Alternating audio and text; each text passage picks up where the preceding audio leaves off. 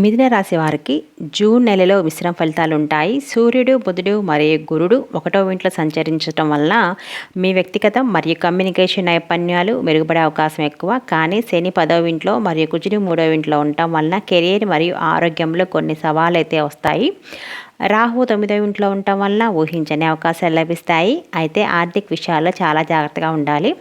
వృత్తిపరంగా కెరీర్ పరంగా చూసుకుంటే సవాళ్ళతో కూడి ఉంటుంది. ఈ నెల మొత్తం కూడా శని 10వ ఇంట్లో ఉండటం వలన అదనపు పనిభారం మరియు బాధ్యతలు అయితే పెరుగుతాయి.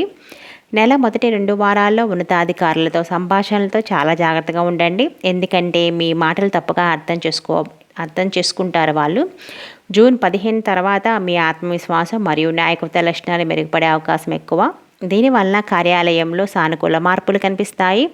కొందరు ఉద్యోగరీత్యా సుదూర ప్రయాణాలు చేయవలసి వస్తుంది. ఇవి మీ కెరియర్కు బాగా ఉపయోగపడతాయి. కొత్త ఉద్యోగం కోసం ప్రయత్నిస్తున్న వారు నెల ద్వితీయార్థంలో అనుకూల ఫలితాలు అయితే ఉంటాయి. కుజుడు 3వ ఇంట్లో ఉండటం వలన మీకు ధైర్యం పెరుగుతుంది. కానీ ఆవేశంతో నిర్ణయాలు తీసుకోకండి. సహోద్యోగుల సహకారం లభిస్తుంది. ఆర్థిక పరంగా చూసుకుంటే కొంత కఠినంగానే ఉంటుంది. శుక్రుడు 12వ ఇంట్లో ఉండటం వల్ల మొదటి 2-3 వారాల్లో కుటుంబ ఆరోగ్య సమస్యలు ఎక్కువ అవుతాయి లేదా గృహ సంబంధిత విషయాల్లో అధిక ఖర్చులు చేయవలసి వస్తుంది. జూన్ 22 నుండి ఆర్థిక విషయాలైతే స్థిరంగా ఉంటాయి మరియు గతంలో రావాల్సిన డబ్బులు చేతికి అందే అవకాశం ఉంటుంది.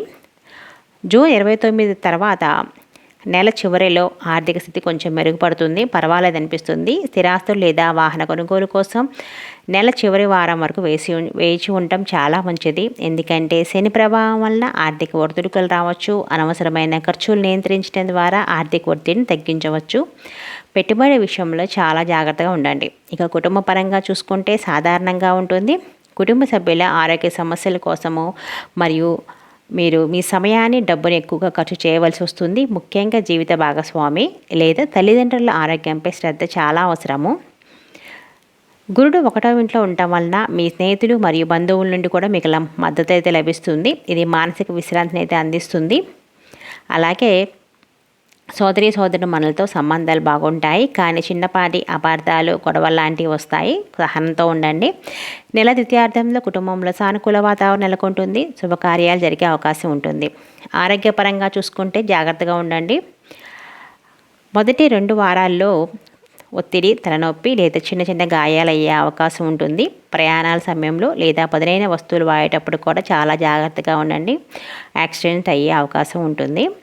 శారీరక శ్రమ తగ్గి ఆరోగ్యం మెరుగుపడుతుంది. జూన్ 29 తర్వాత అయితే ఆరోగ్యకరమైన ఆహారం, తగినంత నీరు తాగటం మరియు యోగా లేదా ధ్యానం చేయడం వల్ల ఆరోగ్య సమస్యల నుంచి మీరు నివారించవచ్చు. ముఖ్యంగా కొందరికి నరాలు లేదా శ్వాసకోశ సంబంధిత సమస్యలు ఉన్నవారు అప్రమత్తంగా అయితే ఉండండి.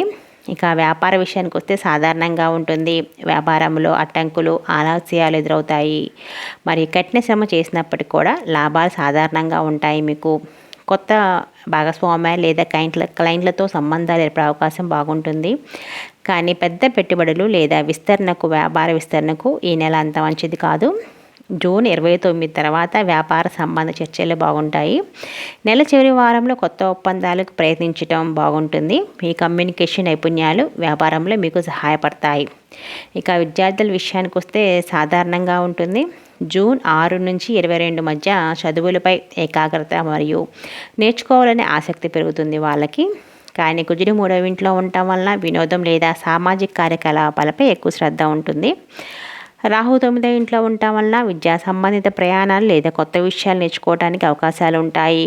పోటీ పరీక్షలు సిద్ధమవుతున్న విద్యార్థులు నెల ద్వితీయార్థంలో మెరుగైన ఫలితాలు ఆశించవచ్చు. చదువుకు సమయాన్ని కేటాయించడం ద్వారా పరీక్షల్లో తక్కువ స్కోరు సమస్యలు నివారించవచ్చు అన్నమాట. ఉన్నత విద్యకు ప్రణాళికలు చేసుకునే వారికి ఇది చాలా మంచి సమయం.